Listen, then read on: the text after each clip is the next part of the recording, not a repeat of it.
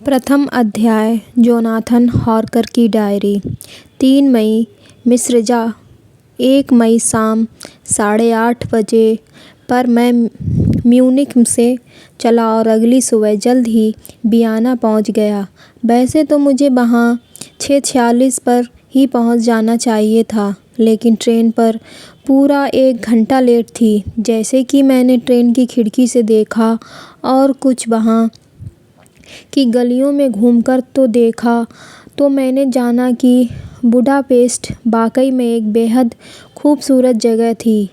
मैं स्टेशन से ज़्यादा दूर जाने से डर रहा था, क्योंकि एक तो ट्रेन वैसे ही लेट थी और दूसरा मुझे अपनी मंजिल के लिए जितनी जल्दी संभव हो सके उतनी जल्दी निकलना था। मुझे ऐसा लग रहा था कि हम पश्चिम को छोड़कर अब पूर्व में प्रवेश कर रहे थे। डैन्यूब नदी, जो कि यहाँ पर एक काफ़ी चौड़ी और गहरी थी, पर पश्चिम में फैले शानदार पुल हमको तुर्की साम्राज्य की परंपराओं की याद दिला रहे थे। हम एकदम सही वक्त पर चले थे और सांझ ढले क्लौसेंबुर्ग आए। यहाँ मैं रात्रि विश्राम के लिए होटल रॉयल में ठहरा। डिनर में मुझको चिकन का एक लजीज व्यंजन, जिस पर लाल मिर्च का पाउडर डाला गया था, मिला, जो कि बेहद स्वादिष्ट परंतु तीखा था। जब मैंने वेटर से इसका नाम पूछा तो उसने बताया कि इसको चिकन मिर्ची बोला जाता है। ये यहाँ का राष्ट्रीय व्यंजन है और पूरे कार्पेथियन में ये मुझको हर जगह मिल जाएगा। मेरा जर्मन भाषा का थोड़ा बहुत ज्ञान यहाँ मेरे काफ़ी काम आ रहा था। मैं ये सोच रहा था कि बगैर जर्मन भाषा के ज्ञान के मेरा यहाँ क्या होता। यहाँ आने से पहले जब मैं लंदन में था, तब जब भी मुझे वक्त मिलता तो मैं ब्रिटिश म्यूज़ियम चला जाता था और ट्रांसल्वेनिया से संबंधित किताबों और नक्शों को खंगालता रहता था। ये बात मेरे दिमाग में थी कि कुछ पूर्व जानकारी इस राष्ट्र के एक समृद्ध व्यक्ति से मिलने में मेरी कुछ न कुछ मदद ज़रूर करेंगी। उसने जिस ज़िले का नाम मुझे बताया था, वो ज़िला इस देश के पूर्व में स्थित था। ये जगह यूरोप के सबसे दुर्गम हिस्से कार्पेथियन पर्वतों के बीच फैले 3 राज्यों ट्रांसल्वेनिया, मोल्दाविया और बुकोविना की सीमाओं से लगी हुई थी। जैसे कि हमारे यहाँ हर राज्य और हर शहर का एक नक्शा होता है, इस देश का ऐसा कोई नक्शा उपलब्ध नहीं था। इसलिए मुझे ड्रैकुला के महल की कोई निश्चित जानकारी नहीं मिल पाई कि वो कहाँ स्थित है, लेकिन मिस्रिज एक नज़दीकी शहर था जिसका नाम ड्रैकुला ने बताया था। एक जानी पहचानी जगह थी। यहाँ मैंने अपनी डायरी में कुछ नोट्स लिखे, जो कि यात्रा संबंधित मेरे वृत्तांतों को मीना को बताने में काम आने वाले थे। मैंने पहले पढ़ रखा था कि दुनिया में जितने भी अंधविश्वास हैं, वो सारे के सारे यहाँ कार्पेथियन वासियों द्वारा माने जाते हैं, और यह जगह ऐसी कपोल कल्पनाओं को मानने वालों का केंद्र थी। अगर वास्तव में ऐसा था तो मेरी यहाँ की यात्रा बेहद मज़ेदार होने वाली थी।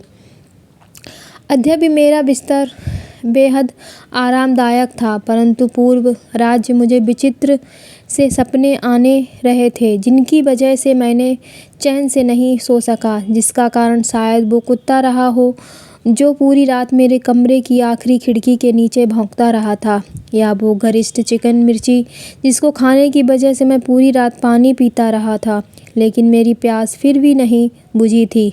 अलबत्ता सुबह के समय मैं गहरी नींद में सोया था और लगातार दरवाज़ा खटखटाए जाने पर मेरी आँख खुली थी। नाश्ते में मुझे फिर से चिकन मिर्ची, मक्के का दलिया और अंडे का मांस की भुर्जी थी गई थी, जो कि वाकई लजीज थी। मैंने जल्दी से नाश्ता किया, क्योंकि मुझे सुबह की ट्रेन भी पकड़नी थी, जिसका समय 8 बजने से कुछ पहले का था। सारा काम जल्दबाजी में निपटाकर मैं ठीक 7:30 बजे ट्रेन के डब्बे में बैठा ट्रेन के चलने का इंतज़ार कर रहा था, परंतु ट्रेन ठीक 1 घंटे बाद चली। मुझे ऐसा लगा कि जैसे आप पूर्व की तरफ जाते हो, वैसे वैसे ट्रेन भी लेट हो जाती है, जैसा कि हिंदुस्तान में होता है। पूरा दिन हम एक ऐसे देश में विचरण कर रहे थे जो कि हर प्रकार की खूबसूरती से युक्त था। कभी हमको ऊंची पहाड़ियों के ढालों पर बसे हुए छोटे शहर व छोटे छोटे महल दिखाई दिए जो कि ठीक वैसे थे जिनके बारे में हमने अपनी धार्मिक किताबों में पढ़ रखा था। कभी हम चौड़ी चट्टानों से निकलने वाली नदियों और झरनों के पास से गुजरने झरने पानी से परिपूर्ण थे और नीचे जाकर साफ पानी की नदियों में तब्दील हो रहे थे। हर स्टेशन पर लोगों के जत्थे मौजूद थे जो कि कभी कभी एक भीड़ की शक्ल अख्तियार कर लेते थे। इन जत्थों में हर तरह के परिधान से युक्त व्यक्ति मौजूद थे, जिनमें से कुछ किसानों की भांति लग रहे थे जो कि ऊंची जैकेट, गोल हैट और घर पर से सिले हुए पैंट पहने हुए थे। लेकिन इनके अतिरिक्त जो थे वो देखने लायक थे। महिलाएं भी बेहद प्यारी लग रही थीं। जब तुम उनको नज़दीक से देखते हो तब तो हर ज़्यादा, लेकिन कमर पर वो ज़्यादा भद्दी लग रही थीं।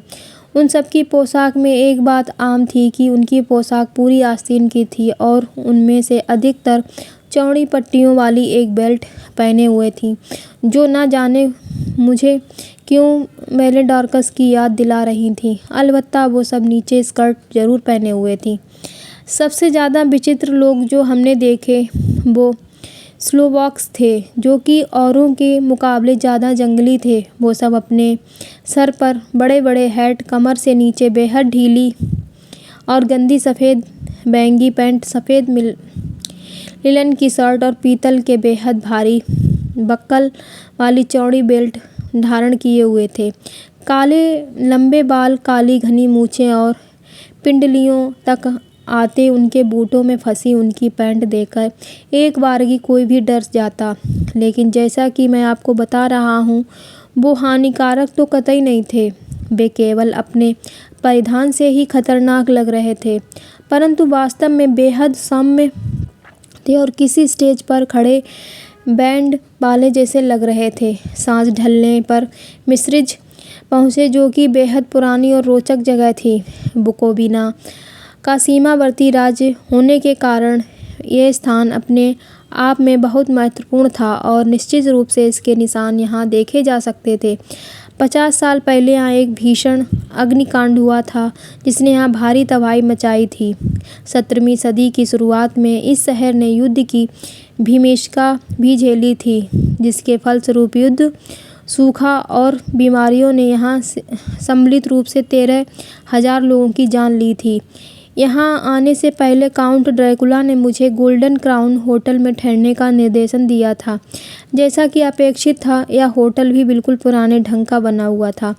यहाँ मेरे आगमन की स्पष्ट रूप से प्रतीक्षा हो रही थी, क्योंकि जैसे ही मैं होटल के द्वार के नज़दीक पहुँचा, मेरा सामना एक लाल चेहरे वाली वृद्ध महिला से हुआ जो कि वह खास पोशाक, सफ़ेद अंतवस्त्र, एक लंबा द्वितरफा एप्रन और बेहद कसा हुआ गाउन पहने हुए थी।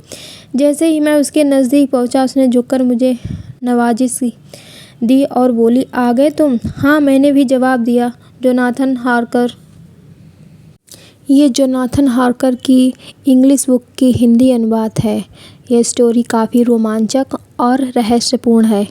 स्टोरी सुनने के लिए चैनल को लाइक करो, शेयर करो एंड सब्सक्राइब करो।